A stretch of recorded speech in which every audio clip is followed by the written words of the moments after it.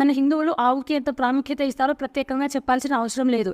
ఆవు ఇంట్లో ఉంటే సాక్షాత్తు లక్ష్మీదేవి ఉన్నట్టే భావిస్తారు. అలాగే ఆవుల వల్ల మనకు మంచి ఆరోగ్యంతో పాటు ఎన్నో ఉపయోగాలు ఉన్నాయి. మన నిత్య అవసరాల కోసం ఇప్పటికే ఎన్నో ఆధునిక ఫ్యాక్టరీలు ఉన్నాయి. కానీ ఆవు కడుపులోనే 7 ఫ్యాక్టరీలు ఉన్న విషయం మీకు తెలుసా? అవేంటో చెప్పే ముందు మన ఛానల్ని సబ్స్క్రైబ్ చేసుకుని వీడియోకి లైక్ చేయండి. నెంబర్ 1 పేడ, ఎరువుగా పనిచేస్తుంది. నెంబర్ 2 గోమూత్రం, క్రిమిసంహారక మందులకు ఉపయోగపడుతుంది.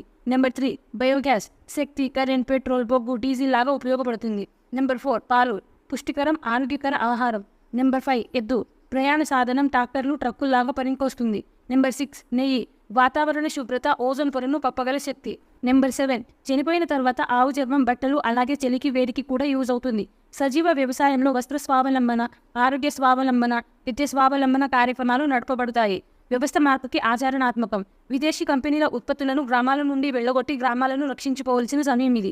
మీరేమంటారో కామెంట్లో చెప్పండి.